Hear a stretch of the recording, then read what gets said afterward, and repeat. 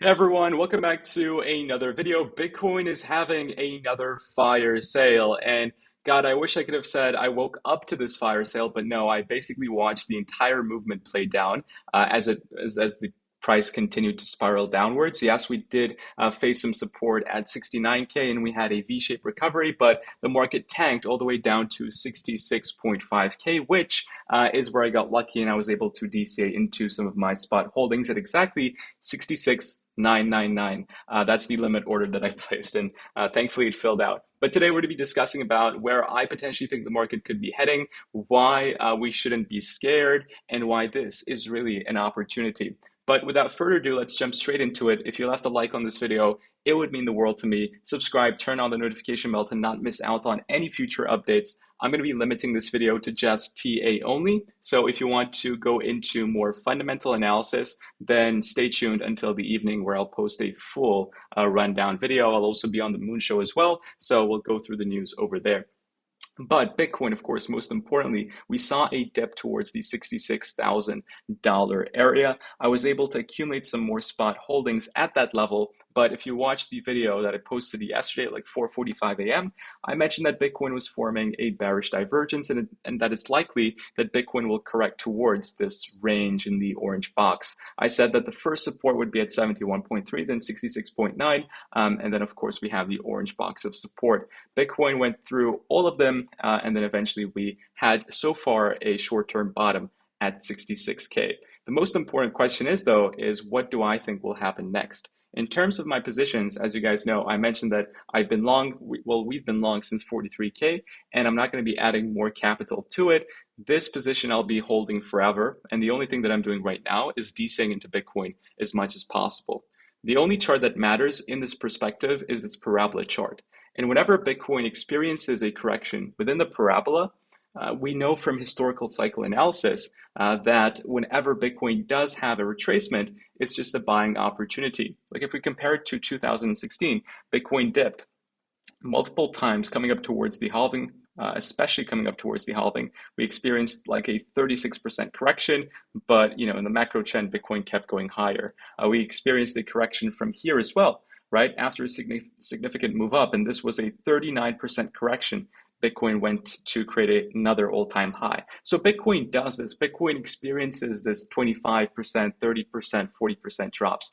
It's possible. And if we compare it relatively to what's been happening now, Bitcoin has only dropped by like 9%, which is really nothing. Yeah, Bitcoin can drop another, let's say 5%, which would take us to 62K.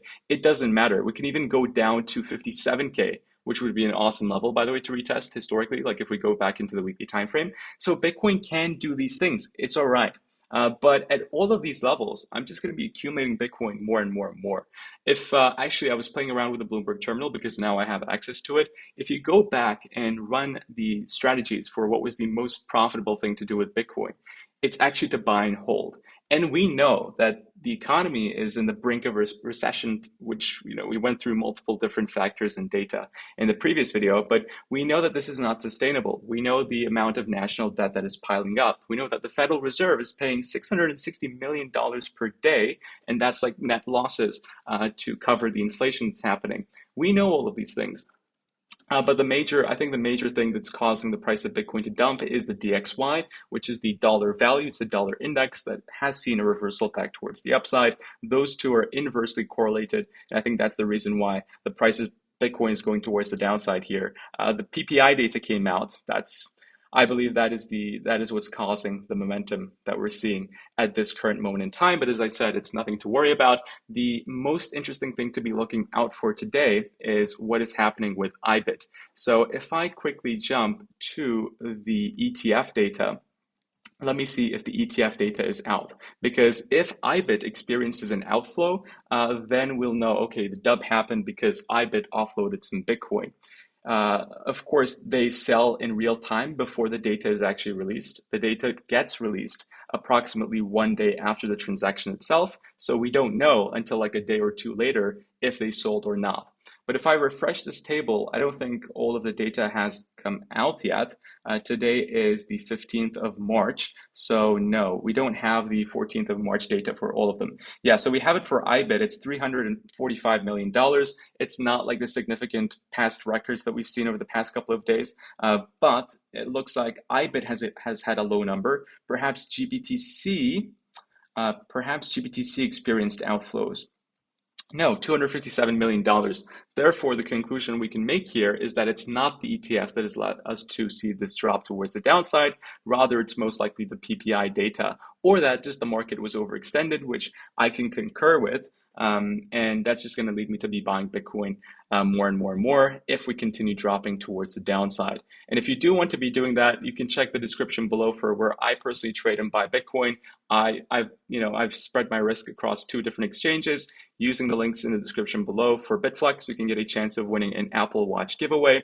And on top of that, if you use Bybit, you can get up to a $30,000 deposit bonus. Something interesting that I'll mention before ending off this video, because I just want it to be a quick update where I can get this video to you as fast as possible, is that when adjusted to inflation, Bitcoin should actually cross $77,000.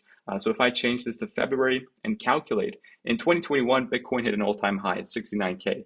But if we adjust this number to inflation, the number now, today, in February 2024, equals $77,000. So technically speaking, Bitcoin has not yet surpassed an all-time high. And the final thing that I will go through as well is that basically Elon Musk yesterday, he talked about Dogecoin, and Dogecoin went up because of it. Ladies and gentlemen, I've been bullish on Dogecoin for many months. Ever since like last year summer, I've been saying this on my channel on the Moon Show, that Dogecoin, I believe in it. I believe in Elon Musk, and I'm so happy that Doge has been pumping over the past couple of days, and I think now it's outperforming Bitcoin. And the final data point that I just found on Terminal was that Bitcoin surpassed Taylor Swift and Beyonce in Google Trends in terms of popularity this week, and this is giving us an indication that the retail is slowly coming back. But guys and girls, that was the update for today. I hope you enjoyed it. Smash up the like button if you did do so. I read all of your comments. Thank you so much for all of your nice comments. It means the world to me. Really motivates me when doing this. But yeah, guys, take care, and I'll see you all very soon. Bye-bye.